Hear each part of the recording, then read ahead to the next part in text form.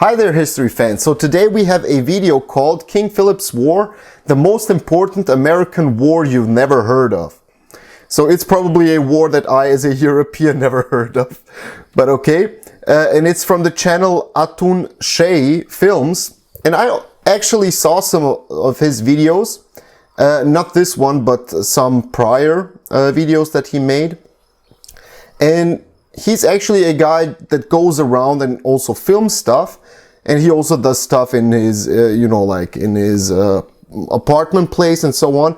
But like every time when I look or when I watch some of his videos, like I get that old, like YouTube vibes where you see the person that's talking and like he always makes pretty funny jokes and so on. I don't know, he did something on the American Civil War. And but the interesting thing with his videos is that he always provides, like sources, literature that he got it from, some, he was talking about, I don't know, the mentality of the Confederate soldiers and why they were fighting for the Confederacy. And he was literally, like reading the letters that the Confederate soldiers sent back to their wives and families and so on. So he has really an interesting take, and I'm really interested what the topic is and also how he filmed it and how he planned it and so on. He has approximately, I don't know, 70,000 subscribers. If you don't know him, please go check him, give him a like, a view, check out his other content. For me, I think his content is pretty entertaining but also informative. And you can also subscribe to him if you find his content good. But yeah, let's see. And yeah, something else. The Patreon members actually already decided what the next topic for our next project is going to be. And it's going to be about the bombing or the air raid on an Austrian town called Atun-Shei.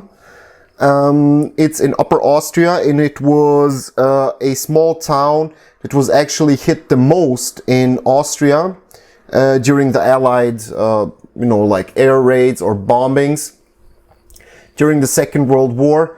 And I'm going to go there and film it and, like give my thoughts, opinions, and what I found out.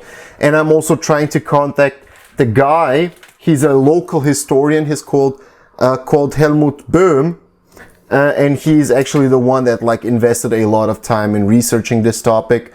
And I'm going to try to get an interview with him and also from local officials and people who are more into history and so on. But yeah, without further ado, if you want to be a Patreon member, the link is going to be in the description below. If you want to have a say what the next projects are going to be, if you want to suggest other videos, if you want to get early access to the project videos and so on, the link is going to be in the description below. If not, you can always subscribe to the channel and hit the notification bell so that you get notified when new videos come out. Okay, let's jump into the video. Let's see.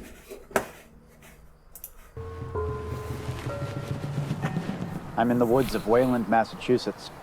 This is the town where I grew up. This part of town is mostly conservation land, but that wasn't always the case. In fact, this trail right here, this used to be an important stagecoach route called the Old Berlin Road and was traveled extensively on during colonial times.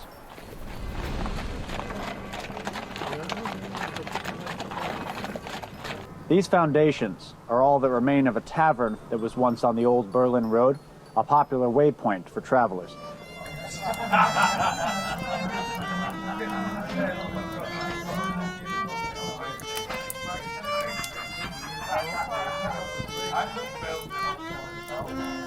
Apparently, the tavern attracted some rather disreputable characters, including a semi-mythical... Why am I not surprised? It's a tavern. Yeah, what I wanted to say, I really like the way, he's walking around and showing you where something was, showing you how it looks today. And that's what I'm also trying with my projects, with the project of the small village that I made, with Fuking, and what I'm trying to do with Adnan Puchheim and also with other projects in the future. But I really like the style, you know, like where he's showing what's today on that place and what was back then on that place and then talking about it. But I really like the concept. A highwayman named Captain Lightfoot. It's said that Lightfoot was a careful man. Most highwaymen wore masks, but there was always a chance that one of their victims might identify them. So Lightfoot left nothing to chance. According to local legend, a later owner of the tavern found 13 skeletons buried beneath the floorboards. It's been known as the Tavern of the Damned ever since. What? There's a rich forgotten history in this privileged suburban town. It's reflected in the ancient cemeteries, the historical markers, and on street signs. Place names can tell you a lot about history, and if you drive around here, you notice one name pop up over and over. King Philip, King Philip, King Philip. But who was King Philip? Was he some French monarch who invaded New England? A mad rebel with ambitions to establish his own empire in the New World? Well, no. He was actually a Native American. King Philip was what the English called him, but his real name was Metacomet of Pokanoket. And a generation after the first Thanksgiving, he led a coalition of Native American tribes to battle against the ever-encroaching English colonists of New England. King Philip's War, the conflict that bears Metacomet's Christian name, was the bloodiest war per capita in American history. It shaped our national psyche, irrevocably changed the way colonists and Indians saw one another, and opened the door to Anglo-American domination of this continent. In history class, this is what they tell you about the founding of our country. In 1620, the Pilgrims landed. And then in 1776, we declared our independence. They never seem to talk about what happened in between. And they should, because it is a fascinating story. There's so much history to get into, but just consider this a simple introduction to this violent, chaotic, messy, deeply cynical chapter in American history. This is the story of King Philip's War. That's interesting that he said like that you don't learn that much about the conflict with the Indians, because we in Europe, I can now speak for Croatia and Austria, we also don't go into details, you know, like which tribe did you fought at this year and so on. But we actually mentioned, you know, like the conflict between the Puritans or the people who colonized America and the Indians or Native Americans. But we, as I said, we don't go into detail, but we mentioned that, especially the what is it called? The Trail of Tears is mentioned, but it's later on.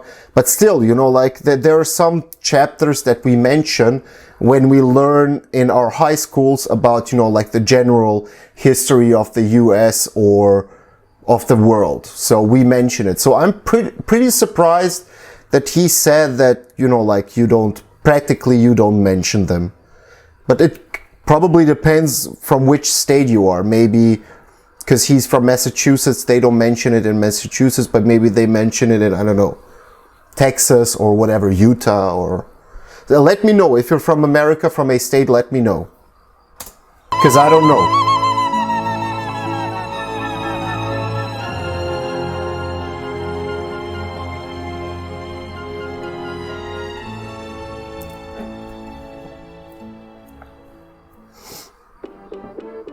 In 1675, there were 4 English colonies in New England. Massachusetts Bay, the largest, stretched from the Atlantic coast to the upper Connecticut River Valley.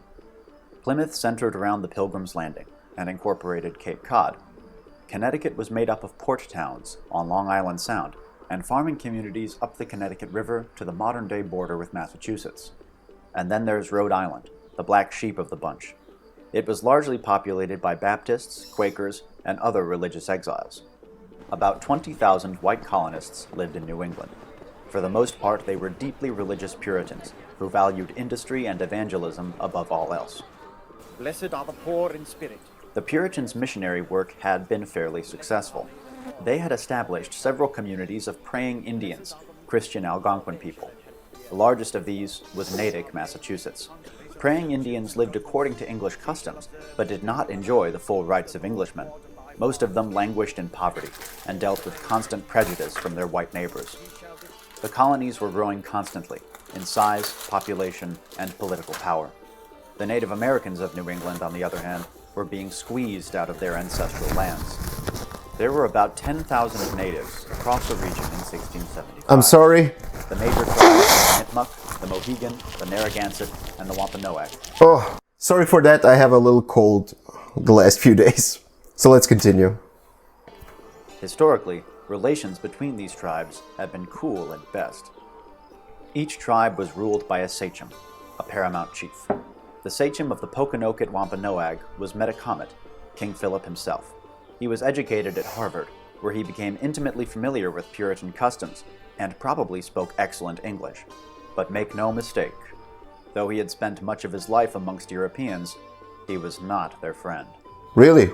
In January 1675, Was it common for Indians to go to, I mean not common, but were there other Indians that went to Harvard and other universities in the US? I know that Harvard is, as far as I know, the oldest university in the US, or at the, like today's US, back then the colonies, but I'm kind of surprised that an Indian went to Harvard. Josiah Winslow, governor of the Plymouth colony, took a meeting with John Sassamon, a praying Indian. Sassamon warned him that Metacomet was planning a major offensive against the English. His goal? To drive them back into the sea. Later that month, John Sassamon's body was found beneath the ice of Assawampset Pond. His neck had been broken.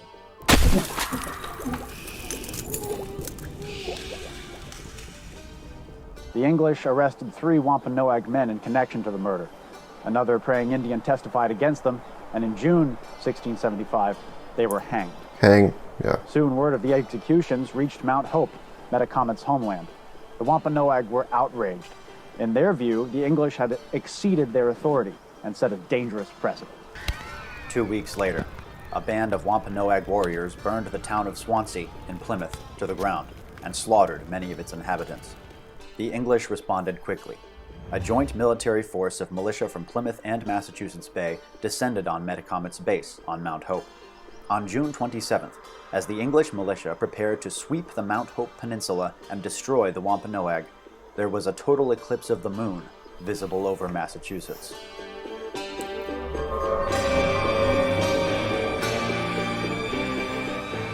The militia grew apprehensive. One thing, I don't know why, but a lot of people want to paint, like one side or the other only as, like black or white, like positive or completely negative. But the Indians weren't, Native Americans. They weren't, a peaceful group, which, they weren't only, peaceful tribes that lived with another, that just traded with another and so on, and intermarried or whatever. There were some big conflicts between them, and rivalries and wars. And I read something about what's the tribe called? A tribe in Texas or something. I'm sorry, I forgot the name. But they were conquering all other tribes in that area of Texas. Today's Texas and New Mexico. And every time when they would, take a rival village, they would plunder the village, kill all men. I think that they would also kill all babies. I'm not sure. And they would take all the females into slavery. They weren't that, peaceful.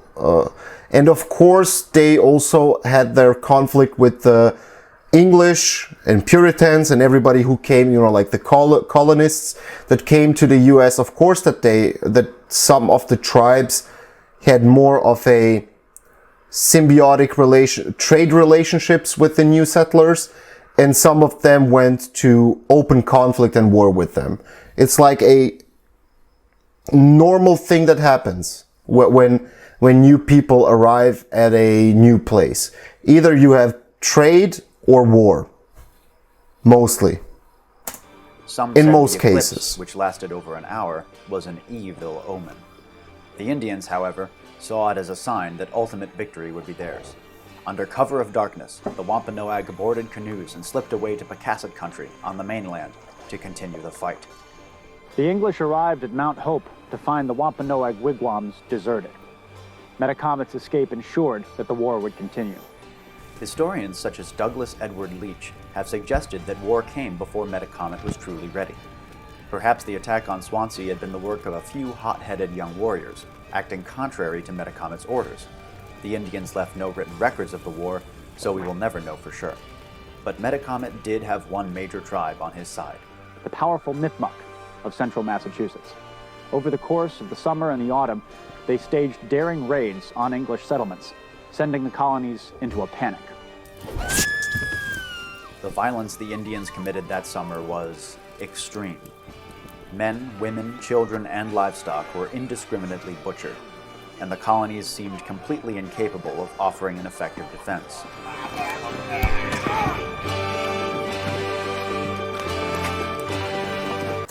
I'm interested in the history of the settlements and the colonies. How much of a connection did they have with each other? You know, like towns and villages and so on. Did they help each other, or were they more like of, hey, you stay in your village and do your thing, and we're gonna stay in our village and do our thing? Would they aid each other in, you know, like when Indians would come? Was the British Army, you know, like the one that should intervene? I don't know, the colonist army or whoever. Who was the one authority that was going against the Indians if they attacked a village? Let me know.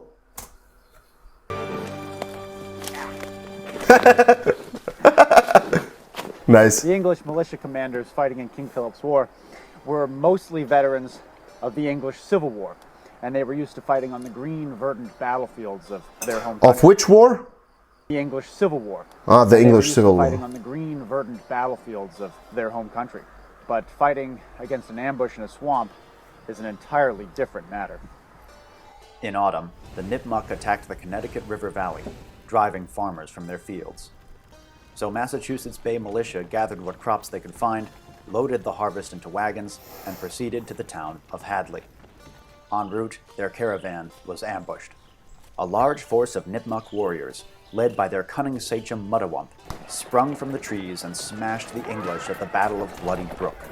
The harvest of the upper Connecticut River Valley was lost. For the English, it would be a lean winter. The onset of winter brought a lull in the fighting, which was extremely lucky for the English. In 6 months of war, they had failed to win a single military victory. The economic Wow. downturn caused by the razing of farms and homesteads was ruinous, and morale across the colonies was extremely low. The Wampanoag and Nipmuc had crossed the Rubicon, but not all the tribes of the region were quite so eager to raise their tomahawks against the English. The Mohegan of Connecticut, for example, were enthusiastically allied with the colonists. Here. Narragansett, however, remained neutral. Despite a pledge of loyalty to the colonies, they bore no love for their white neighbors, and tensions between the two groups were high.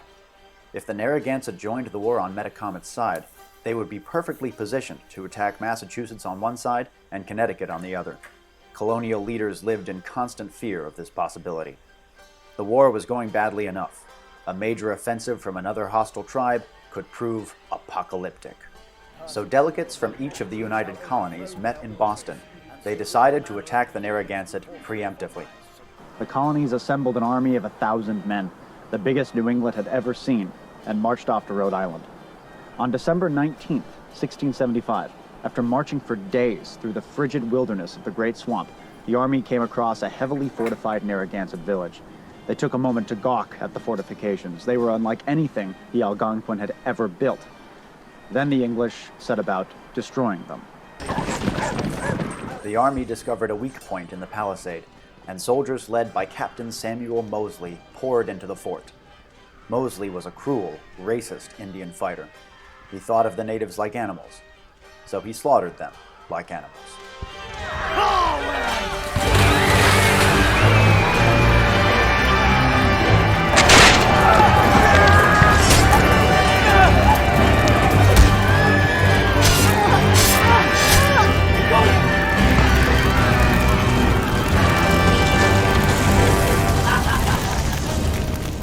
When the smoke cleared, just a quick note, yeah, regarding the talk about, which race is dominant and blah, blah, blah. I'm not going to talk about that. But that mentality that, one race is better than the other existed throughout history, but it depends on the variance in which time frame it was higher or lesser and so on. And the thing is, just imagine the context. If he had some, those, we are a better race than they are, racist, whatever, ideas and thoughts, and one of those that he thought, lesser humans attacked and destroyed, tens of villages across the area, of course, he would retaliate. I'm not justifying it. I'm just saying in that context, of course, he would do the most harm that he can to them. So it's kind of not a surprising thing that he actually did that. when the smoke cleared, 600 Narragansett warriors and civilians were dead. Puritan historians described the Great Swamp Fight as a glorious victory. It was, of course, a needless slaughter that forced the Narragansett into the war. Meanwhile, Metacomet and the Wampanoag wintered west of the Berkshires, in the colony of New York. There he attempted to convince the Mohawk tribe to enter into the war on his side. Instead, the Mohawk turned on him and nearly destroyed his army. Metacomet returned to Massachusetts in February 1676, his army crippled and his reputation damaged beyond repair.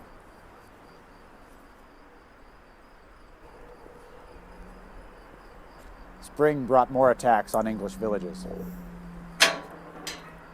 And Monument. The natives were more ferocious and daring than ever, and their raids went all the way to the Atlantic coast. So they went deep into the territory. The last great Native American victory of the war was fought right here in Sudbury, Massachusetts in April 1676. 500 Wampanoag and Nipmuc warriors surrounded a unit of Massachusetts militia and wiped them out. Nevertheless, the fire of native resistance was burning down to its embers. The fearsome Nipmuc, who had inflicted worse defeats against the English than any other tribe, were effectively neutralized at the Battle of Turner's Falls in May 1676. As for the Wampanoag, starvation and disease were taking their toll. Throughout the spring and summer, hundreds of hostile natives gave up the fight and surrendered to colonial authorities. The English were also changing up their tactics. The colonies, especially Plymouth, had begun to appreciate the value of allied native scouts and warriors, who were expert trackers and born guerrilla fighters. Metacomet saw the writing on the wall. He fled back to Mount Hope, his ancestral homeland. A dashing frontiersman named Captain Benjamin Church, commanding a small company of Englishmen and native allies, set off in pursuit. Church's men surrounded the Wampanoag camp at Mount Hope on August 12th before dawn. They took their positions and opened fire. During the battle, 2 of Church's men spotted a big Indian running through the forest. One of them, an Englishman, drew bead with his rifle, pulled the trigger, and the piece misfired. So his companion, a praying Indian named John Alderman, shouldered his rifle, took a careful aim, and killed the fleeing man. The 2 men approached the big Indian's corpse. They recognized him immediately. Metacomet of Pokanoket, sachem of the Wampanoag, known to white men as King Philip. Captain Church! We got him! Apparently, aldermen cut off King Philip's hand, kept it in a jar, and showed it to people at taverns for a fee. Cheers. Really? King Philip was dead, but several of his men survived the August 12th battle, including his shrewd chief lieutenant, the aged Anawan.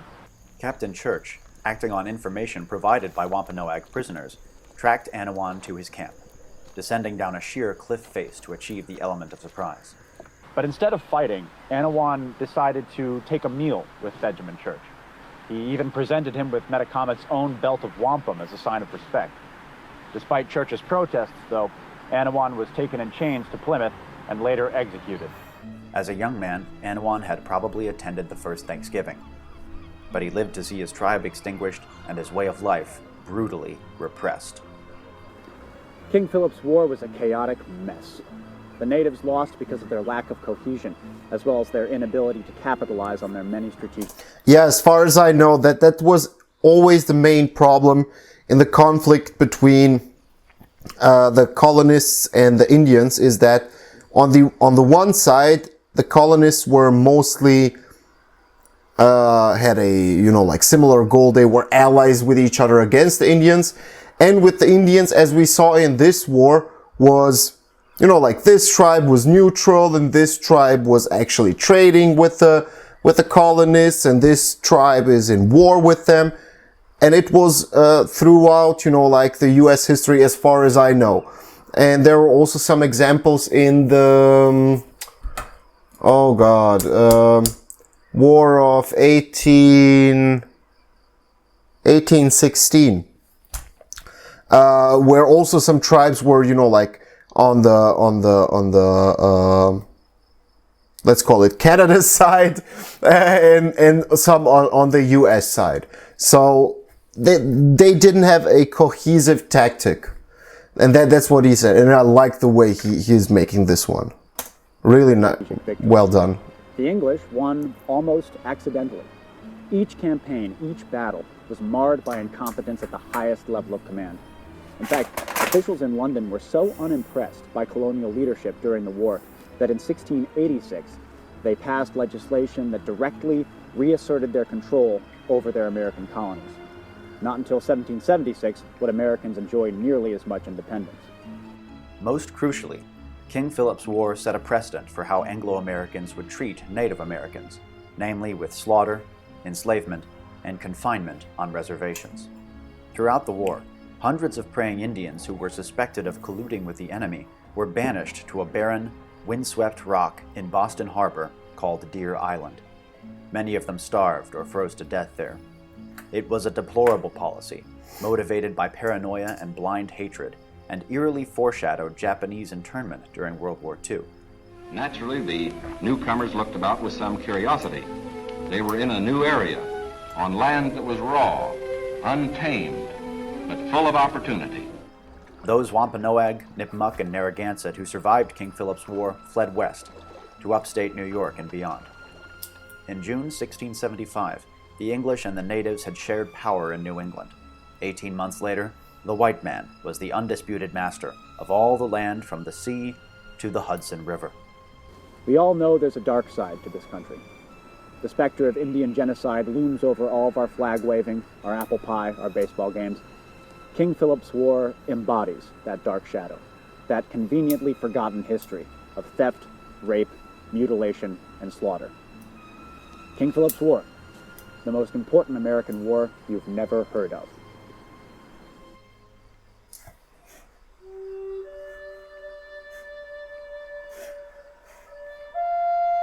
Nice. Very nice. I never heard about it. I really never heard about it, but I'm here also to learn something new. And as I always say, if you have something to correct me, to add, some interesting stuff or whatever, just do it in the comment section. I really appreciate it, and my community is going to appreciate it.